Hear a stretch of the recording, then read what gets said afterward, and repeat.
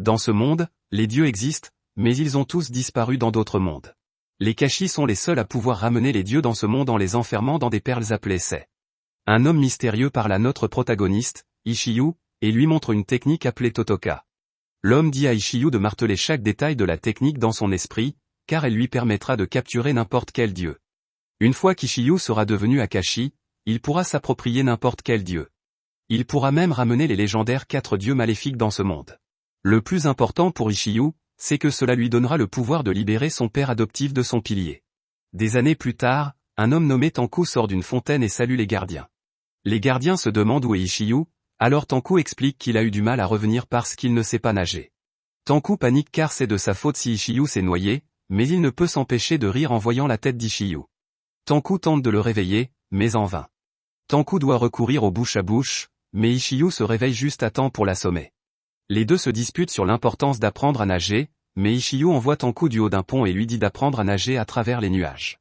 Ishiyu hurle contre un employé qu'il a envoyé dans un endroit où il n'y a pas de dieu, mais il s'avère que c'est de sa faute. L'employé lui propose de payer cher les perles qu'elle possède déjà, mais Ishiyu ne veut pas s'en séparer. Son erreur est vue par tout le monde et on l'appelle l'infâme raté. Un certain Rakan leur donne à manger, mais ils se disputent parce que Tanku n'arrête pas de taquiner Ishiyu sur le fait qu'il est un raté. Rakan rappelle à Ishiyu qu'il n'est pas un sans-abri et qu'il est en fait un entraîneur compétent. Ishiyu refuse d'être entraîné par Rakan, qui lui propose alors de former Tanku à son tour. Tanku pense qu'Ishiyu a surtout besoin de l'entraînement de Kashi, et ils recommencent à se disputer. Rakan se dit que leur relation est étrange, car Tanku est le dieu serviteur d'Ishiyu. Comme leur nom l'indique, les dieux serviteurs sont censés être totalement obéissants à leur maître, ils iraient même jusqu'à sauter la vie si leur maître leur donnait. Cependant, Tanku et Ishiyu se comportent plutôt comme des amis. L'autre dieu serviteur d'Ishiyu, Kaka, apparaît et doit être nourri. Rakan tente de la nourrir à sa place, mais elle le rejette rapidement. Tanku traite Rakan de gaffeur et n'arrive pas à croire qu'il est un dresseur sérieux. Rakan se sent insulté et promet de leur montrer ce dont il est capable. Ils vont rendre visite à un dieu serviteur nommé Gyuki, qui a enseigné à Rakan tout ce qu'il sait sur l'agriculture.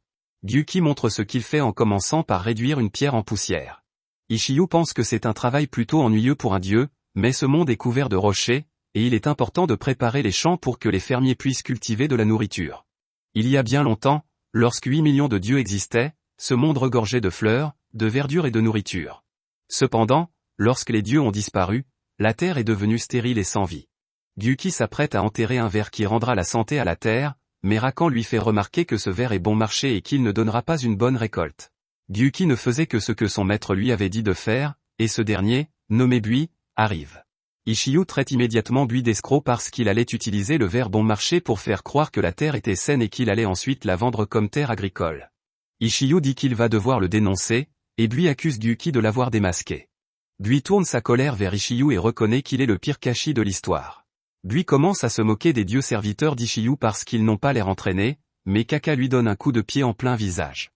Kaka lui donne une bonne correction et s'en va, mais il donne d'abord quelque chose à Gyuki. Gyuki explique que son maître n'est pas fâché à cause de ce qu'il lui a donné, et Ishiyu lui demande s'il peut l'avoir. Gyuki refuse de donner le cadeau de son maître, mais il aime bien le collier d'Ishiyu. Rakan lui dit que c'est une demande ridicule, mais Ishiyu choque tout le monde en acceptant l'échange. Tout le monde essaie de le convaincre de ne pas échanger son Sei, alors Ishiyu le donne à Gyuki pour une journée. Après leur départ, Rakan se demande pourquoi il voulait tant cet objet. Ishiyu lui montre alors que Bui menaçait Gyuki. Il lui a donné une carte de réduction pour un marché de viande en menaçant de le vendre comme une vache à abattre. Rakan est dégoûté par le comportement de Bui envers son dieu serviteur, mais tout le monde est étonné qu'Ishiyu ait emporté la carte avant que Gyuki ne s'en aperçoive. Gyuki admire les perles Sei, mais Bui arrive et se demande où il les a trouvées. Gyuki explique qu'il est censé les rendre à Ishiyu, mais Bui a ses propres projets. Notre groupe termine le repas offert par Rakan, mais quelque chose ne va pas avec Kaka. Rakan panique car il est clair que quelque chose arrive aux perles Sei d'Ishiyu, et Ishiyu détermine que le contrat de Kaka n'est pas respecté. Kaka se transforme alors qu'Ishiyu perd le contrôle sur elle, et elle s'enfuit. De retour auprès de Bui, il termine un rituel qui rompt le contrat entre le serviteur et le maître. Son but est de ruiner Ishiyu, car il est sûr qu'il ne sera même plus Kashi après que tout cela aura été découvert. À ce moment-là, Gyuki panique et Bui sort de chez lui pour trouver Kaka transformé. Elle libère sa voix et Gyuki supplie son maître de s'enfuir alors qu'il commence à se transformer. Gyuki se déchaîne, car il est désormais sous le contrôle de Kaka, et Bui le supplie de lui laisser la vie sauve. Kaka ordonne à la bête d'éliminer Bui, mais un homme aux cheveux blancs sort de nulle part pour le sauver. Bui est choqué lorsqu'il réalise qu'il s'agit de Tanku, et ce dernier lui dit de ne pas s'adresser à lui de façon aussi désinvolte. Kaka demande à Tanku de s'éloigner pour qu'elle puisse punir Bui, et Tanku reconnaît que le monde se porterait mieux sans cet abruti. Ishiyu arrive pour réprimander Tanku d'avoir encouragé Kaka, et il ordonne à Kaka de se retirer. Kaka est déterminé à faire payer Bui pour avoir insulté son maître, mais Ishiyu menace de la punir, ce qui la laisse sans voix. Il lui dit que les gardes vont bientôt arriver et qu'elle recevra une terrible punition si elle blesse un humain. Kaka se met à pleurer, mais sa voix fait beaucoup de mal à tout le monde.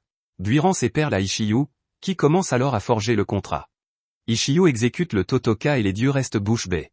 Même Bui est impressionné par le rituel et ne peut croire qu'il s'agit du fameux échec. Tanku explique que ce n'est pas à cause de la danse du Totoka qu'Ishiyu a échoué. Il dit à Bui de se boucher les oreilles car le rituel n'est pas terminé et la dernière partie est très intense. Ishiyu entame la partie chantée de son Totoka, mais ce n'est pas aussi beau que la danse, c'est plus comme des cris, mais c'est ce qu'il faut faire. Ce n'est pas un Totoka ordinaire, et c'est parce qu'Ishiyu ne peut pas chanter pour sauver sa vie. Normalement, les dieux sont charmés par le Totoka, ce qui conduit à la formation du contrat. Ishiyu, quant à lui, est complètement sourd. Son rituel utilise son mauvais chant pour rendre les dieux inconscients, et le contrat est conclu par la force. Gyuki est devenu un bébé impuissant, mais Tanku dit qu'il a eu de la chance, s'il avait été touché directement par le chant d'Ishiyu, il serait mort. Bui est stupéfait d'apprendre tout cela et se demande quelle est la force réelle d'Ishiyu. Survivre au chant d'Ishiyu signifie que ses dieux serviteurs doivent aussi être extrêmement puissants, mais Tanku affirme qu'il n'est rien d'autre que lui-même.